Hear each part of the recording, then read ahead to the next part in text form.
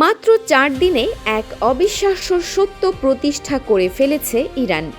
ইসরায়েলের আকাশে এখন শুধু ইরানি মিসাইলের ঝলকানি। একের পর এক ক্লাস্টার বোমা এসে আঘাত হানছে ইহুদি রাষ্ট্রের বিভিন্ন প্রান্তে। আর নেতানিয়াহুর বাহিনী কোনোভাবেই ঠেকাতে পারছে না ইরানের শক্তিশালী খুররাম শাহর মিসাইল। শোনা যাচ্ছে ইসরায়েলের ইন্টারসেপ্টর মিসাইলের মজুতও এখন শেষের দিকে। তাই শুধু অতি গুরুত্বপূর্ণ স্থাপনা রক্ষাতেই মনোযোগ দিতে বাধ্য হচ্ছে ইসরায়েল। বাকি বিস্তীর্ণ এলাকা ধ্বংস হয়ে যাচ্ছে ইরানের মিসাইলের আঘাতে। মঙ্গলবার ইসরায়েলে একসঙ্গে 13টি মিসাইল হামলা চালিয়েছে তেহরান।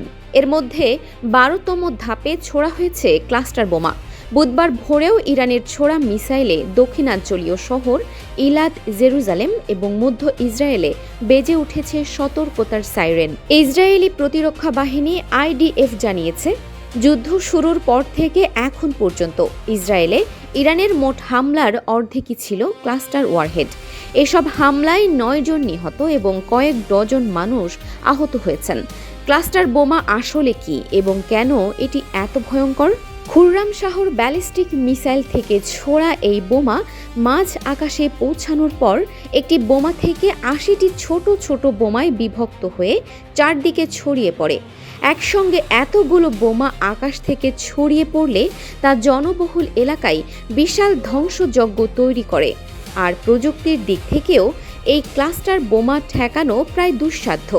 একটি মিসাইলকে একটি ইন্টারসেপ্টর দিয়ে ঠেকানো যায়, কিন্তু মাঝ আকাশে যখন একটি মিসাইল 80টি বোমায় পরিণত হয়, তখন সেগুলো ঠেকাতে কতগুলো ইন্টারসেপ্টর লাগবে সেটা সহজেই অনুমান করা যায়। ইরান জানে ইসরায়েলকে সরাসরি পরাজিত করতে হলে শুধু হামলা করলেই হবে না, তাদের প্রতিরক্ষা ব্যবস্থাকেও অকেজো করে দিতে হবে। ক্লাস্টার বোমা ব্যবহার করে ইরান আসলে ইসরায়েলের অত্যন্ত ব্যয়বহুল ইন্টারসেপ্টর মিসাইলের মজুদ ধীরে ধীরে শেষ করে দিচ্ছে। একটি মাত্র ইরানি মিসাইল ঠেকাতে গিয়ে ইসরায়েলকে ব্যবহার করতে হচ্ছে কোটি কোটি ডলারের ইন্টারসেপ্টর। আর এভাবেই যতই সময় যাচ্ছে ততই দুর্বল হয়ে পড়ছে ইসরায়েলের আয়রন ডোম। বিশ্লেষকরা বলছেন, এটি যুদ্ধ কৌশলের এক বড় পরিবর্তন। ইরান বুঝে গেছে দামি অস্ত্রের বিরুদ্ধে সবচেয়ে কার্যকর পদ্ধতি হলো সেই অস্ত্রের মজুদ শেষ করে দেওয়া, আর সেটাই করছে তেহরান। ইসরায়েলের আকাশ প্রতিরক্ষা ব্যবস্থা যখন মজুদ শূন্য হয়ে পড়বে, তখন আসল আঘাতটা হানার পরিকল্পনা রয়েছে বলেই মনে করছেন বিশেষজ্ঞরা। মধ্যপ্রাচ্যের এই যুদ্ধ এখন শুধু শক্তির লড়াই নয়, এটা কৌশলের লড়াই।